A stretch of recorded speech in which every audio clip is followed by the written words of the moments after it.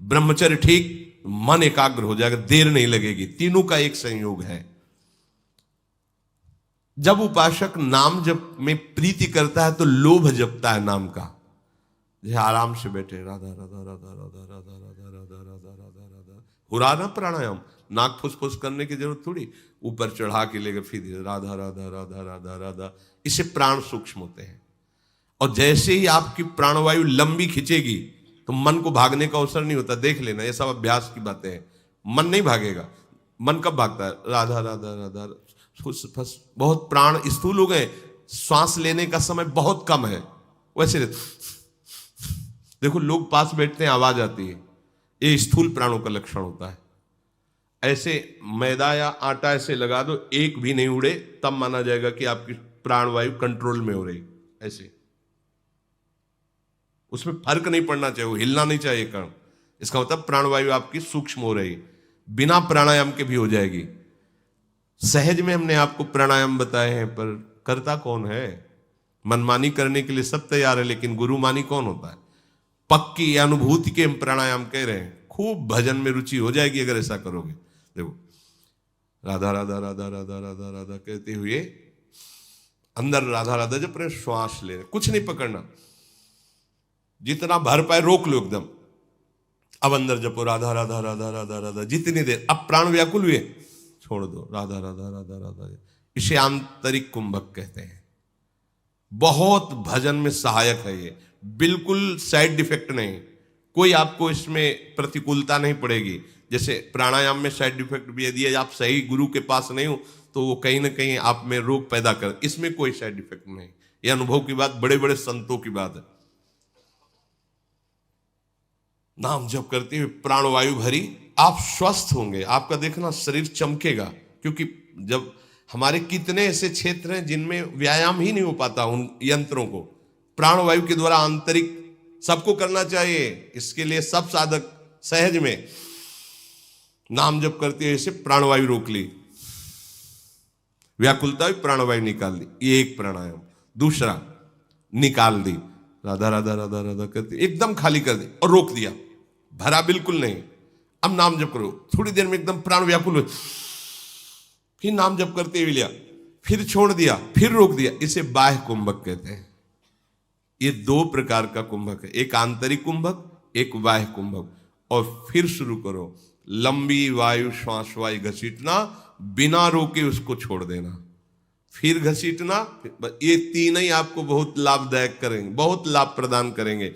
यदि आपको कब्ज होती है तो ये अनुभव की हुई, प्रयोग की हुई दवा और कोई साइड इफेक्ट नहीं। आप छोटी हर 1 चम्मच और 1 चम्मच या 1.5 चम्मच इसबगोल की भूसी दोनों मिला लीजिए कटोरी में, और 250 ग्राम दूध बिना चीनी डाले, और उसमें उससे उसको ले लीजिए। फिर ऊपर कुछ खाइए पिए नहीं, और 10-5 दिन रोज लीजिए। ये ऐसा नहीं कि बार बार सोच कर, वो आपकी आंतों को ठीक करके मल। क्योंकि साधन मार्ग में कब्ज होना ये बहुत हानि का विषय हो। इससे ब्रह्मचर्य की भी हानि होती है, भजन में मन नहीं लगता, प्रमाद स्थिति रहती है। प्रभु कह रहे हैं प्राणायाम के द्वारा प्राणों को रोकने का जो अधिकार प्राप्त किया उसको कहते हैं योग बल। और यहां भजन बल से सब प्राणायाम ऐसा हो जाता है कि सुधि नहीं रहती प्राणों की भी। हम हैं ये भी सुधि नहीं रहती, केवल मंत्राकार वृत्ति चल रही। फिर जैसे कोई सो के उठाओ ऐसे चेतना जागृत होती है। अरे भजन करो, देखो खुद भजन की एक अपार सिद्धियां हैं। उस योग बल के द्वारा भ्रुवों के मध्य भाग में जो द्विदल चक्र है उसमें सुषुम्ना नाड़ी में प्राणों को अच्छी तरह प्रवेश करके चिंतन करते हुए जब शरीर छोड़ता है तो ब्रह्मरंध्र से प्राण निकलते हैं। यहां से हम कहते हैं राधा बोलो कहीं से निकले श्री जी के पास जाओगे। मानो, विश्वास मानो, जरूरी नहीं कि यहां से फाड़ के निकले तो ही ब्रह्म प्राप्ति होगी। यहां ब्रह्म जिसके सामने घुटने टेकता है, उन महारानी जी की बात कहते हैं। राधा राधा राधा सीधे श्री जी के पास, और सीधे श्री जी की सखियां लेने आएंगी। ये सब नहीं करना पड़ेगा, वो तो योगी के लिए है। हम लोग योगी नहीं हैं, हम अपनी प्यारी जू के चरण दासता से। हमारी तो बस मेरी महारानी श्री राधा, इसी से भगवान श्री कृष्ण से बड़ा कोई योगी है? योगिंद्रों मुनिंद्रों के गुरु परम योगी राज श्री कृष्ण, वो जहां घुटने टेकते हैं उन गुरु के हम चेला है। श्री राधा जुग चरण निवास।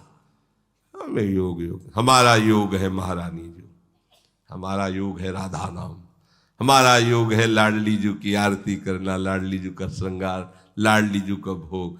तो हमें लेने के लिए लाडली जी का परिकर आएगा, ऐसा विश्वास करोगे आएगा? मेरे को कहां लाडली जी का परिकर आएगा? यमराज का परिकर, तो यमराज का परिकर आएगा। आप जैसा काहे को तुम अपना परिचय अन्य जगह रख रहे हो? केवल लाडली जी, जैसे आप बैठे हो ऐसे परिचय होता है प्रभु का। जैसे नहीं तो आंख मुंदी ध्यान में परिचय, हमारे प्रभु ऐसे नहीं।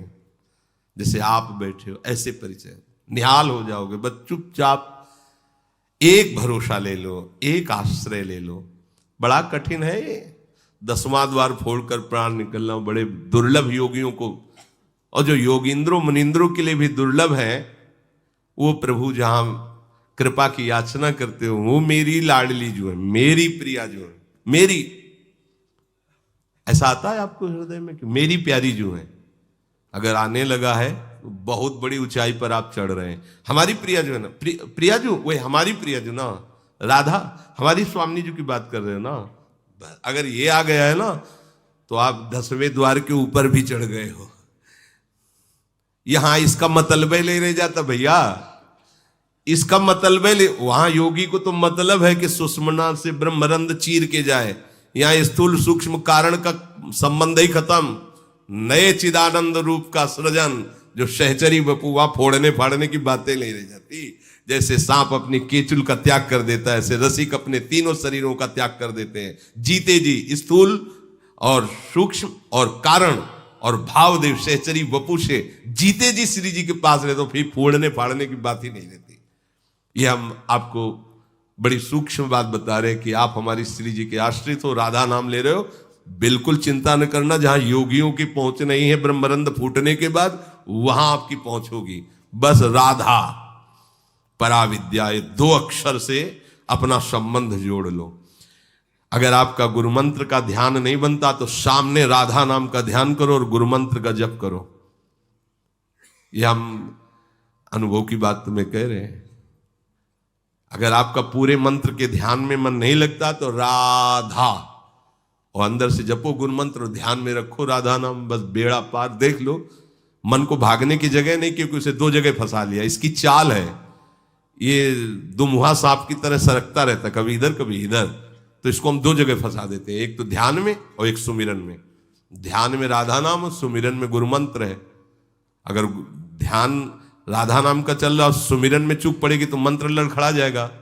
और अगर हमारा कहीं मन भागेगा तो दोनों एक साथ चल ही नहीं सकता, ना ध्यान ना मंत्र, फंस जाएगा, बहुत जल्दी मन फंस जाएगा। करो आप ऐसा, राधा नाम का ध्यान करते हुए गुरु मंत्र का जब, अगर पूरा मंत्र होता है तो बढ़िया, नहीं होता तो ध्यान करते हुए। तम परमम पुरुषो मुपैति दिव्यम, वो परम पुरुष दिव्य पुरुष की प्राप्ति हो जाती है उसको, जो भक्तिमय चित्त से निरंतर भजन करता रहता है और योग बल से अपने प्राणों को भूमध्य में लाकर ब्रह्मरंध से, वो ऐसे परम पुरुष दिव्य को प्राप्त होता है। और नाम जापक कोई सब स्वाभाविक प्राप्त हो जाता है, कोई नहीं, कुछ नहीं करना पड़ता, आप चिंता मत करो। पर नाम में ऐसी प्रीति होनी चाहिए कि नाम श्वास 2 बिलक चलत है, इनको भेद नमो को भावे। श्वास ही नाम, नाम ही श्वासा, नाम श्वास को भेद। ये नाम योग है, बहुत बड़ा योग है। कभी किसी योगी के अधीन प्रभु को नहीं देखा गया, कहीं भी आप उठा के देख लो, ग्रंथ पंथ संत महामहिमा, पर प्रभु अधीन है ऐसा नहीं देखा। किसी योगी का पानी भरते हुए प्रभु नजर आए हो, कभी किसी योगी के चरण दबाते नजर आए हो। नाम जापक की सारी महिमा देखी गई। मुख में मधुर मधुर नाम चल रहा है, प्रभु की दास्ता से युक्त है और स्वयं प्रभु उसकी दास्ता में बैठे हुए। ये बड़े विचित्र नाम की महिमा पर प्रीति नहीं होती। इतना सब सुनते हुए भी नाम में प्रीति नहीं होती। यही हमारा दुर्भाग्य है कि महामहिम नाम की महिमा सुन रहे हैं, हम पढ़ रहे हैं, जप रहे हैं और देख भी रहे हैं, जितने बड़े बड़े सिद्ध संतों के चरित्र पढ़ के देखा, जिनके साथ प्रभु की स्वयं लीला प्रकट में हुई, वो सब नाम जापक महात्मा मिले। कोई भी ऐसा नहीं कि कोई और योग बल लिए हो, नाम जापक प्रभु की दासता से युक्त। वही तो आप भी मार्ग चयन किए हैं, पर आप विश्वास नहीं कर पाते नाम में, प्रभु की दासता में।